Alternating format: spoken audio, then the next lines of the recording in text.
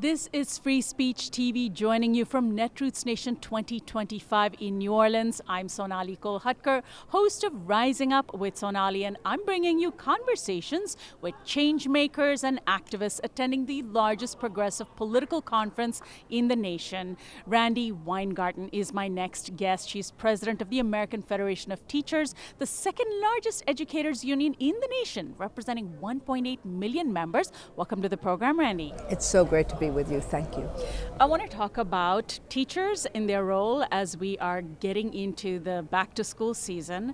The thing that I know teachers are concerned about where I live in Southern California are immigration agents coming into the classroom, coming on campus. And I'm wondering, in this very grim moment under the Trump administration, particularly with the assault on immigration, we have teachers who are immigrants, we have students who are immigrants. How is AFT responding? So, so the first thing is, let's just get the values out. It's outrageous that this is happening. It's just, we have a moral obligation to all kids who come in our schools and who come in our classrooms. So regardless of what anybody thinks about immigration, schools should be completely off limits in any kind of issue around immigration. And even in the first Trump administration, they were. Schools, hospitals, churches, off limits. ICE didn't knock on one's door in schools. And so even though we fought the family separation policy and all of this stuff, and the first day of this administration, I wrote to the president and said, revive that policy. Because it's just, we are in locus parentis.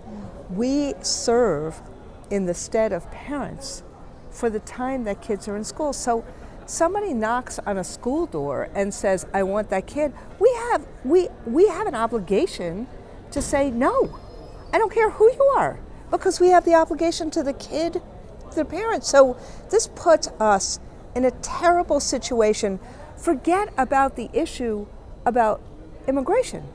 It puts us in a terrible position where our role is to make sure kids and families know they are protected in the moments that they are in school. So that level of violence to that is terrible for immigrant and non-immigrant families. Number two, our members are just besides themselves that you would actually attempt to strip a child from a parent. Just and whether it is a parent who's going to work and all of a sudden ICE shows up, whether it is a child going to a soccer game and ICE shows up. So there is a level of anger and betrayal at our government that you're also, I think, seeing a lot in South Carolina. You may not be seeing it in South Carolina, but you're certainly seeing it in Southern California. And so the third is, after that, our responsibility, the betrayal, the angst. That's when I get to what do we do about it? Because this is not, the level of anger at this transcends politics. It's not just our left of center members in LA that feel this way. You hear it and feel it, that angst everywhere. So what we did from the beginning of this Trump administration is we figured out, what can we do? What obligations do we have? What responsibilities do we have? What legal tools do we have? And so many of our locals, we did a webinar like within a week of what was going on. We made sure we answered a lot of questions, and we have little palm cards and little cards about know your rights. We have lots of places where people have phone trees about who to call. So we're doing kind of all the things that the civil rights folks tell us to do. But most importantly, we are creating a community of complaining loudly if, God forbid, any of these things happen. So not going quietly into this. What No. about what school districts as well can do? Of course, there are some school districts that are enormous, like LAUSD, and others not so big. But are there things that districts themselves can do Yes. that teachers through their unions and local unions can press for? Well, look, in Chicago, for example, there's a collective bargaining provision that basically requires ICE to have a warrant. And frankly, that's the law. You have to actually have a judicial warrant. Not that the law is ever followed these days with ICE, but asking that question, ICE understanding that that's going to be the question that's asked, then all of a sudden, a lot of cameras. Sunlight these days is some of the best deterrents. And so and I have to, I know our local in LA has lots and lots of different issues with the superintendent, but I have to say when he got up and said, no, you take me first before you take my kids, I think that kind of courage is really important at this moment. And unions in general, in LA we saw David Huerta and the I was SEIU, just about to say, right, yeah. to put their bodies on the line themselves, like Huerta, of course, being detained for 3 days, now facing felony charges. How important do you see labor's role in this fight back on immigration, given that, of course, the intersection between immigrant rights and labor rights is quite large? So many of our workers are immigrants, particularly as we get into vocations like education. Well, I would say that and this, I think, is why we're starting to see a shift in public opinion, even on even with a lot of Donald Trump's supporters. They were sold a bill of goods that all of a sudden immigrants were taking other people's jobs. They were sold a bill of goods that immigrants were criminals.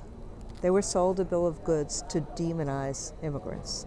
And what is happening is that, and you see this in labor unions, what's happening is when our neighbors are taken, when a union leader like David Huerta is taken, when you have kids on streets going to play a JV game are taken or deported, when you see the daughter of a preacher being taken or detained, what's happened is that labor is actually saying, no, you can't do this. And because labor transcends so many different communities, that's changing hearts and minds. Now, I think we have to make this an economic issue and a human rights issue.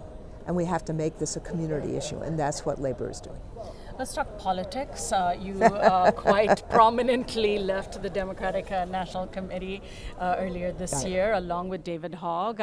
There are several elected officials roaming the halls of Netroots Nation in New Orleans. Most of them are the progressive Democrats, I imagine, the ones that you align with. And yet there really is such a reckoning that is happening and really needs to happen within the Democratic Party. Organized labor and the AFD have long aligned with the Democratic Party.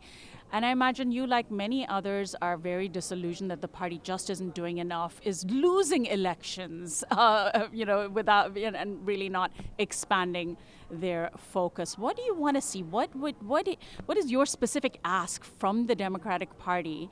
And then my second part of my question, can we even count on the party to reform itself? Is it time to start another party? Well, I think that right now we have a two-party system in the United States. Is there a time? There's always times to consider other parties, but the places that have a multiple party system, spoiler alert, it's not like they do very much better. Mm-hmm. So I think that the real issue becomes, and I didn't leave the Democratic Party, I left the DNC. DNC, yes. I am a proud Democrat. I want to be a Democrat. I've been a Democrat for a long time. My parents let me go into the ballot booth with them when they voted for George McGovern in 1972. So I feel that personally, that the Democratic Party, when you compare the Democratic Party and the Republican Party, there's one party that has historically cared about people and cared about all people. Now, that's not enough. And what I and others who said, no, we're not, even if you want us to re-up, we're not re-upping. My issue with the DNC is that you have to do what my kids at Clara Barton High School in Brooklyn, New York used to tell me as a school teacher. You can't just talk the talk. You have to walk the walk. And that actually means you can't just give a speech, talk about policy, and not do something to win hearts and minds. It seems as though they want, it's become the party of defeating Trump as opposed to the party of healthcare, labor, etc. Well, you have to do both. You have to make the case, but even as you said it, you have to make the case that about why his policies are bad.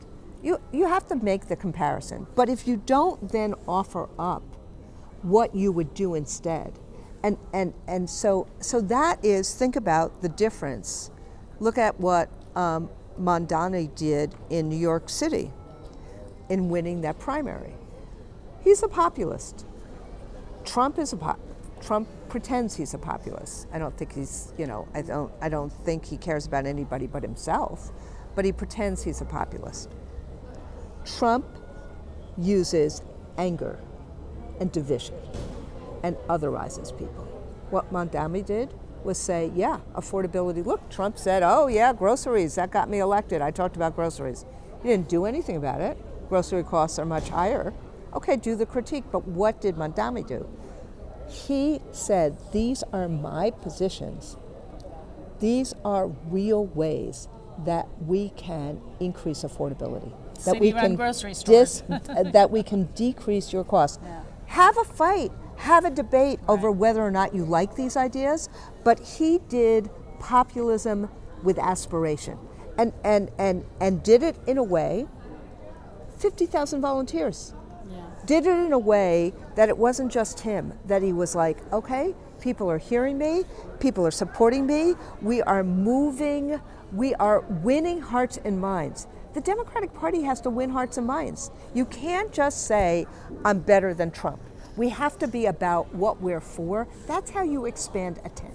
So the big question becomes why the Democrats are refusing to see, they see that you can win with policies and the kind of outreach that Mamdani has done, and yet not enough of the party has lined up behind him, even though he's the actual official nominee. We found out Andrew Cuomo and Trump are talking about, secretly about how to coordinate, or not so secretly about how to coordinate with one another. Well, and many people feel abandoned by the party, think that it is kowtowing to Wall Street, that's the real pull there. I think there's two or three reasons why you haven't seen it. One, there is a real issue, which I think Mondani has done a lot to actually deal with, but there is a real issue in New York City about what's happening in the Middle East. And there has to be a way in which, and I think he's doing it, how Jewish voters, of which there are many, many hundreds of thousands, how Jewish voters feel like he is a mayor for them too. And I think that that's happening. And I think I just saw a poll recently that showed that the majority of Jewish voters are intending to vote for him. Right, so which is amazing. But what I'm saying is there was work to do, and he's doing that work. And then the second piece is, I think that there's a lot. I think it's going to be a tough fight. I think he's going to be our next mayor. But I think that the issue is much broader than who wins the New York City mayoralty. I think the real issue right now in terms of the DNC is how we are in a different moment than FDR. We are in a different moment than 2002. We are in a different moment than 1990. It's a different media landscape. It's a different landscape in terms of voters. You have to talk to voters. So when somebody says there's a 50-state strategy, you actually have to do it. You have to talk to people. You have to engage people on the ground. I think it is much more that the organizing sense that the labor movement is learning how to do again. I don't think the party itself knows how to organize. I don't think they know how to talk to people. I think that when you just talk to people a minute before an election at a door, that doesn't work. You have to really, the electorate feels let down by us as a Democratic Party. They feel like you keep on telling us you are there for working people. What are you doing to make that clear? It's like an abusive partnership.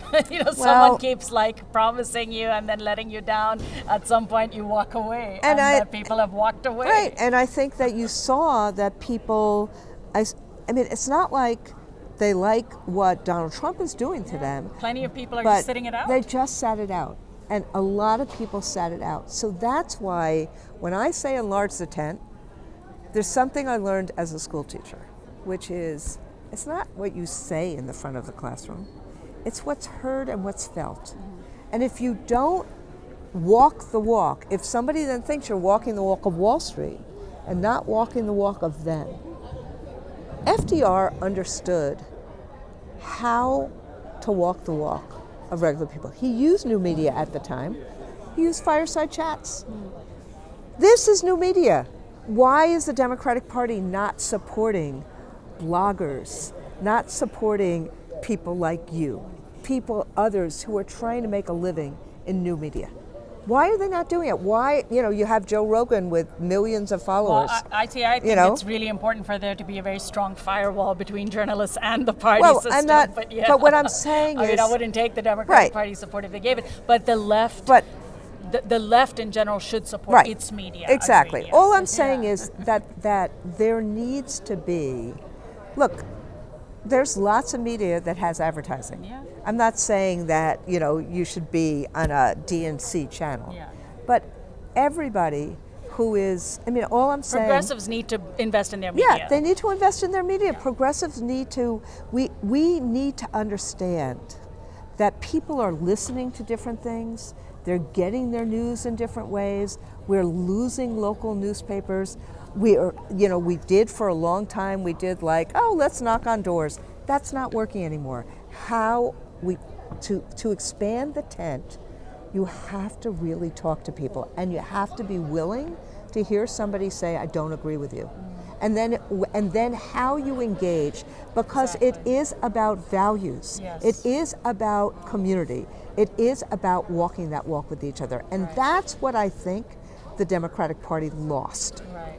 Yeah, and a healthy democracy requires an independent press to hold elected officials accountable. Totally. I didn't mean to say that. I meant to say, but you can't just say, okay, the way I'm going to run for office is to put millions of dollars of ads on TV. Right.